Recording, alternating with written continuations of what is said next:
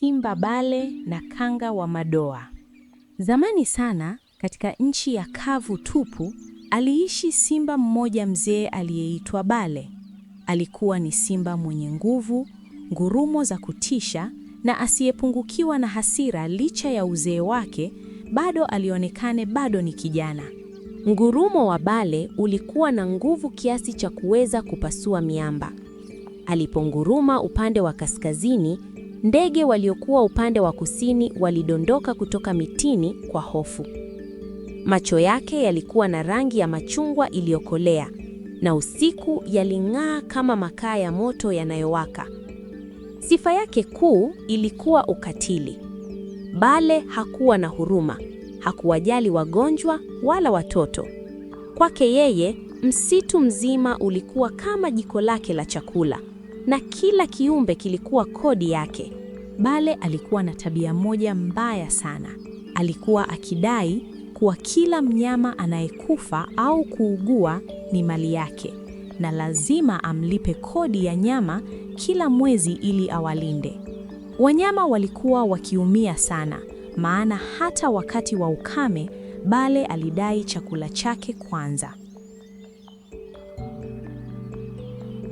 Siku moja, kanga mmoja mjanja aliyeitwa Madoa alichoka kuona wenzake wakiteseka.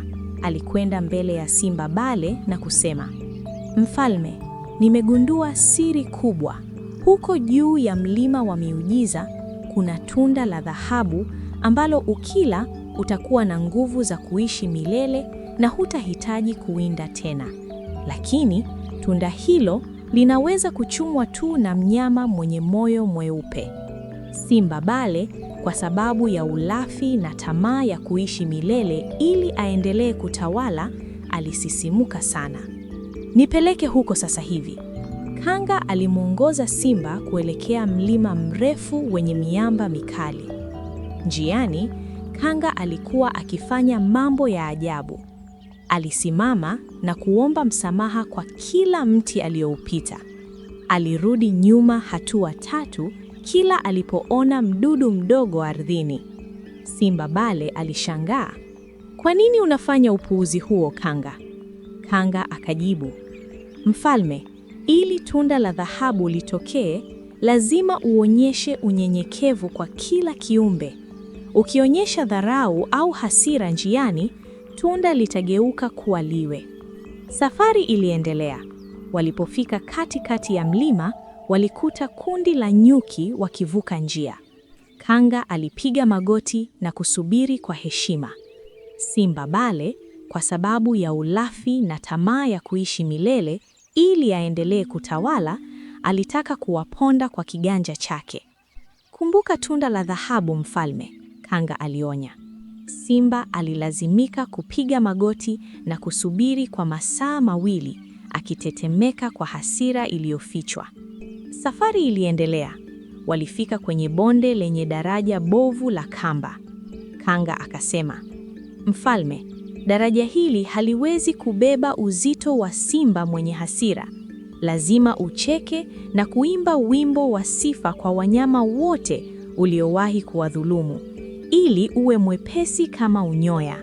Simba Bale, akifikiria uzima wa milele, alianza kuimba kwa sauti ya huzuni. "Samahani swala, kwa kukuibia mtoto wako. Samahani tandala, kwa kukuvunja mguu."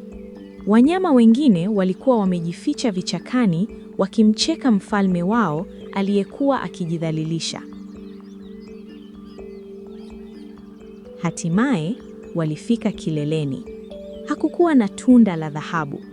Kulikuwa tu na pango tupu lenye kioo kikubwa cha asili kilichotengenezwa na mwamba wa madini.